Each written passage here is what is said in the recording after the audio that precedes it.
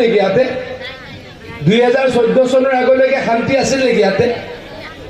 ইয়াতে সকলো ফালে মাৰা মাৰি কাটা কাটি মুঠৰ ওপৰত মানুহ 5টা বজাৰৰ পাছত মানুহ ঘৰলৈ ওলাব পৰা নাছিলে, হয়নে নহয় কওক? BPFৰ নেতাবিলাকে খাই পেলাইছে। কিন্তু সেইখিনি সময়তে 2014 চনত নৰেন্দ্ৰ মোদী ডাঙৰীয়া দেশৰ প্ৰধানমন্ত্ৰী হ'ল আৰু সকলোতকৈ ডাঙৰ কাম কি হ'ল যে বিটিআৰত শান্তি স্থাপন হ'ল। বিটিআৰত কোনোৱে বন্দুক বাৰুদ উলিয়াব নোৱাৰিব, কোনোৱে কাকো গুলিয়াব। ঘৰ বাহিৰলৈ ওলাইছিল সন্ধ্যা যেতিয়া বেলি ডুব যায় আৰু আমাৰ এই বিটিআৰৰ কি হৈছিলে, মানুহ ঘৰৰ ভিতৰলৈ সোমাই গৈছিল আৰু বেমাৰ হ'লেও বিপদত পৰিলেও মানুহ ঘৰৰ বাহিৰলৈ ওলাই আহিবলৈ ভয় খাইছিল। এই পৰিৱেশটো কিয় হৈছিল? সেইখিনি সময়ত অসমত কাৰ চৰকাৰ আছিল? কংগ্ৰেছৰ চৰকাৰ আছিল। সেইখিনি সময়ত বিটিআৰত কাৰ চৰকাৰ আছিল? কংগ্ৰেছ আৰু তেওঁলোকৰ মিত্ৰ দল BPFৰ চৰকাৰ আছিল। সেইখিনি সময়ত দিল্লীত কাৰ চৰকাৰ আছিল? কংগ্ৰেছৰ চৰকাৰ আছিল। আৰু সেইকাৰণে বিটিআৰত হত্যাৰ ধ্বংসযজ্ঞ তেওঁলোকৰ 60 বছৰত আৰু 17 বছৰত অসমত মাত্ৰ 6খন মেডিকেল কলেজ হ'ল আৰু আমি 8 বছৰত 18খন মেডিকেল কলেজ বনালোঁ। কংগ্ৰেছৰ 60 বছৰ অসমত বিশ্ববিদ্যালয় হ'ল মাত্ৰ 7খন আৰু আমি কিমান বিশ্ববিদ্যালয় বনালোঁ? আমি 15খন বিশ্ববিদ্যালয় বনালোঁ। অসমত অৰুণোদয় কংগ্ৰেছে অনা নাছিল, BPFেতো আনিবই নোৱাৰে। BPF আমি সেই কাম কৰিব দিয়া নাই। অসমৰ 27 লাখ পৰিয়ালক আমি অৰুণোদয় দিছোঁ। আপোনালোকে অৰুণোদয় পায়নে নাপায়? হাত দাঙক। অৰুণোদয় কিমানে পায়? ঠিক আছে। ৰেচন কাৰ্ড কিমানৰ আছে? হাত দাঙক। ৰেচন কাৰ্ড সকলোৰে আছে, হয়নে? এতিয়া মুখ্যমন্ত্ৰী ডাঙৰীয়াই প্ৰতিশ্ৰুতি দিছে যে অহা এটা বছৰৰ ভিতৰত অসমৰ যাৰ যাৰ ৰেচন কাৰ্ড থাকিব, সঁচাকৈ লাগিব। যদি অৰুণোদয় লাগে ভোট কাক দিব লাগিব কওক? ভোট কাক দিব লাগিব? হা? কিহৰ ছবি? ট্ৰেক্টৰ, হয়নে? দিবতো সকলোৱে।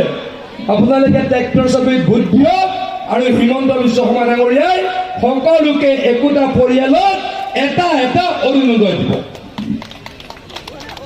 এতিয়া মহিলাসকল কোনে কোনে লাখপতি বাইদেউৰ ফৰ্ম ফিল আপ কৰিলে? হাত দাঙক।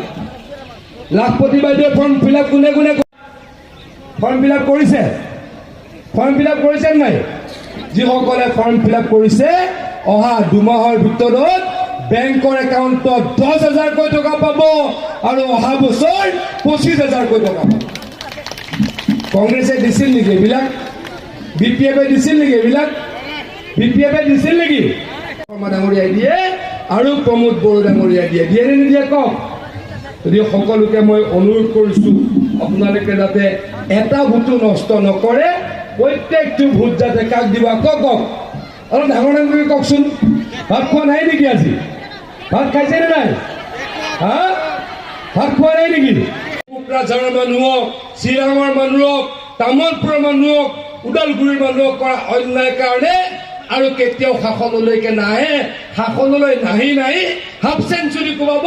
আজি আপোনালোকক কৈ থলো, আপোনালোকে লিখি লওক। শাসনখন দেখিলে এনেকুৱা লাগে নেকি যে তেওঁলোকৰ মাক দেউতাকে 5 লাখ, 10 লাখ, 20 লাখ টকা দি চাকৰি কিনিব পাৰিব? তেনেকুৱা লাগে নেকি কওক? তেনেকুৱা পৰিৱেশ আমি অসমত নাইকিয়া কৰিলোঁ। কংগ্ৰেছৰ দিনত, BPFৰ দিনত প্ৰত্যেকটো চাকৰি 5 লাখ, 10 লাখ, 50 লাখ টকালৈকে কিনিব লগা হৈছিল। আজিৰ পৰা 15 দিনৰ আগতে মই তিতাবৰ সমষ্টিত আছিল। যোৰহাটৰ ওচৰত তিতাবৰ বুলি এটা সমষ্টি আছে। তিতাবৰ সমষ্টিত এনেকৈ মিটিং এখনত ভাষণ দি আছিল। মিটিংসকলত ৰাইজক সুধিলোঁ যে আপোনালোকৰ এই অঞ্চলত কোনোবাই চৰকাৰী চাকৰি পাইছেনে? তাৰে ব্যক্তি এজনে উঠি পেলাই ক'লে যে আমাৰ এই গাঁৱতে এজন ল'ৰাই APSCৰ চাকৰি পাইছে, মানে ACSৰ চাকৰি পাইছে, যাৰ বাপেকে প্ৰধানমন্ত্ৰী আৱাস যোজনাৰ ঘৰ পাইছে। তে চিন্তা কৰি চাওক, কংগ্ৰেছৰ দিনত ACS APSৰ চাকৰিৰ কাৰণে 50 লাখ টকা, 70 লাখ টকা বজাৰৰ দাম উঠিছিল। ধনী চোকা ল'ৰা ছোৱালীবিলাকেও চাকৰি পাবলৈকে ভয় খাইছিল। চোকা ল'ৰা ছোৱালীয়ে পইচা দিবলৈ ক'ৰবাত বাধ্য হৈ গৈছিল। মানে কোনে চাকৰি পায়? অকল ধনী ঘৰৰ ল'ৰাই চাকৰি পায়, যিবিলাক গাধা, যিবিলাক চোকা নহয়, যিবিলাকৰ পঢ়া শুনা বেয়া। বেছি পঢ়িব তেওঁলোকক বছৰত 25,000কৈ টকা দিম। এইদৰে অসমৰ মানুহক সেৱা কৰিম, অসমৰ ৰাইজক সেৱা কৰিম আৰু অসমৰ উন্নতি কৰিম। আৰু দীঘলকৈ নকওঁ, সকলোৱে যাতে কিহৰ ছবিত ভোট দিব? কিহৰ ছবিত? আমাৰ বিজেপি দলৰ